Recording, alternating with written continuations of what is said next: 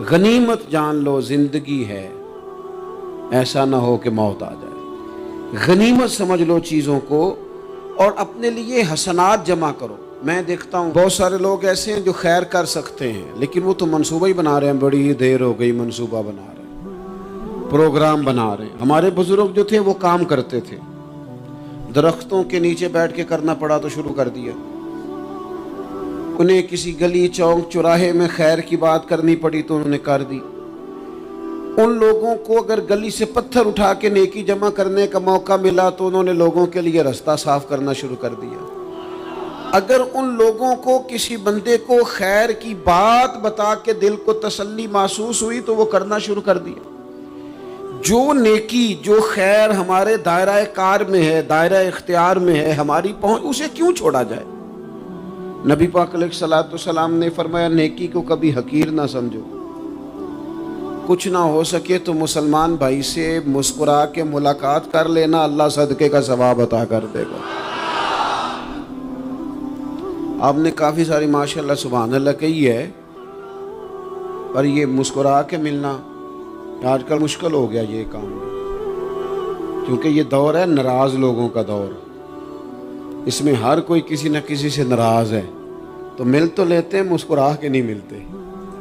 ملاقاتیں تو ہو جاتی ہیں، لوگ تو ہر روز ایک دوسرے سے ملتے ہیں، پر یہ دل کم ہی کسی سے ملتے ہیں۔ ملتے ہیں لوگ پر ملتے۔ زندگی میں وہ عجیب لمحہ تھا، وہ میرے ساتھ تھا پر میں تنہا تھا۔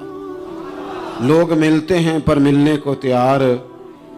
حضور نے فرمایا نیکی کو حقیر نہ سمجھو، کچھ نہ ہو سکے تو ذرا مسکرا کے مل لینا۔ کیا معنی ہے؟ کسی سے ملنا تو راضی ہو کے ملنا۔ یہ جو مزاجوں میں گھٹن ہے تبھی، اور بلا وجہ کی ہے بعض جگہوں پہ، کوئی اس کا کوئی شرعی پس منظر نہیں، کچھ نہیں، بلا وجہ۔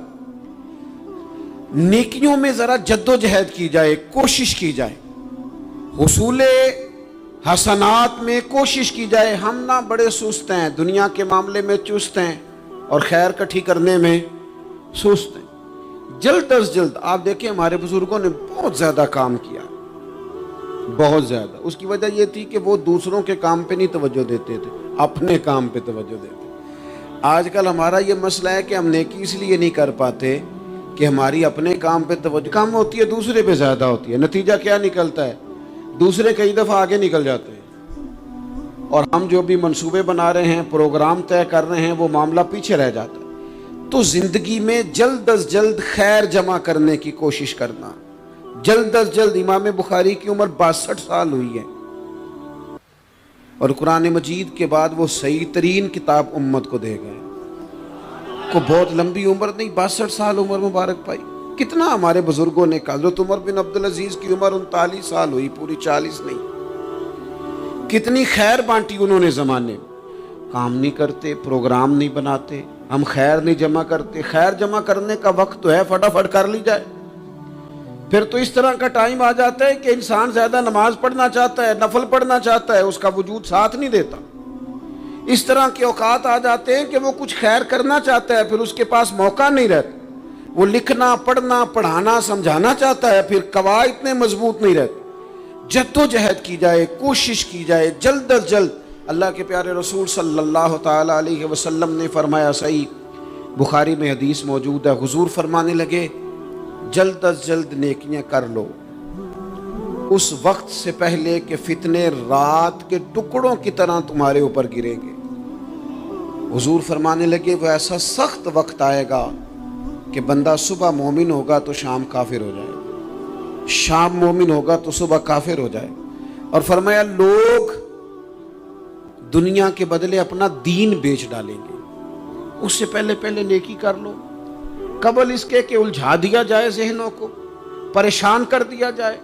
کئی جگہ مسائل نہیں بنا دیے گئے، وہ چھوڑو دی یہ تو نفل ہے، چھوڑو دی یہ تو غیر مؤکدہ ہے۔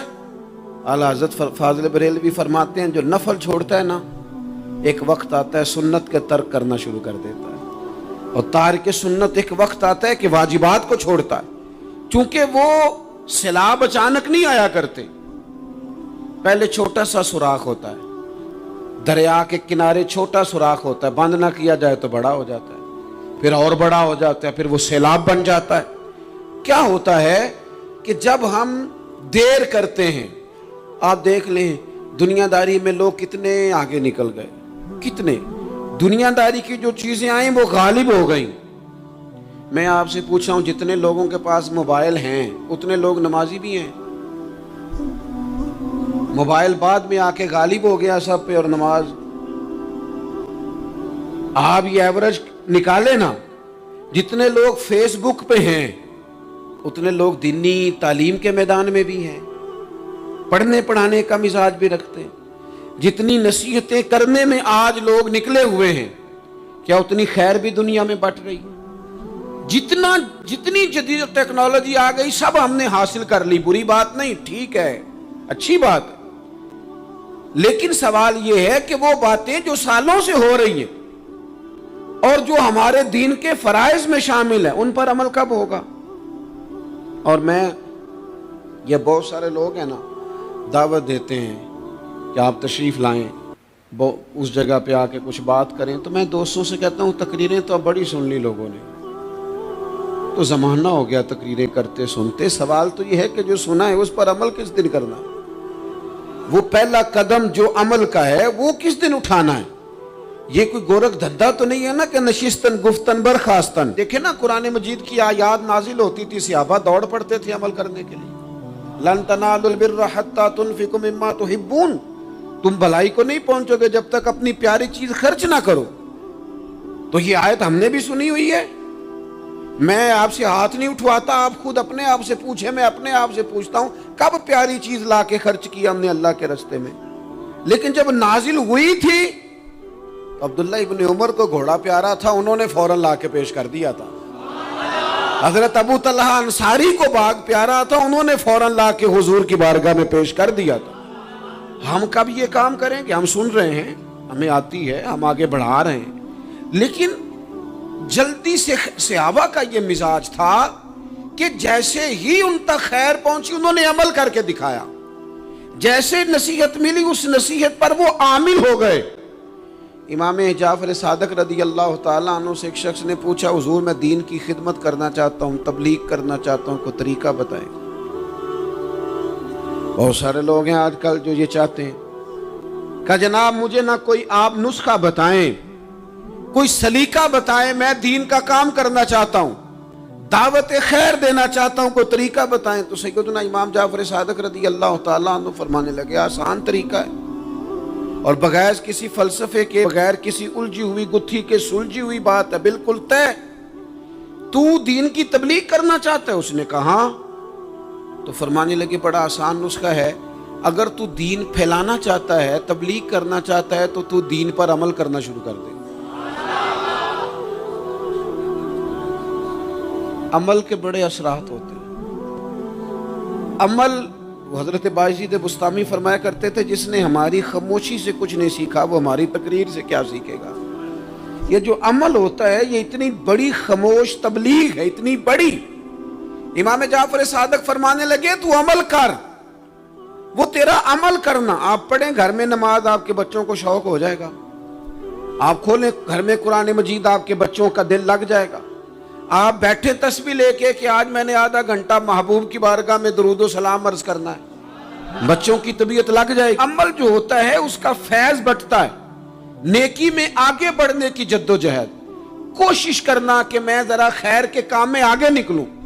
کیا کہا حضرت عمر نے؟ کبھی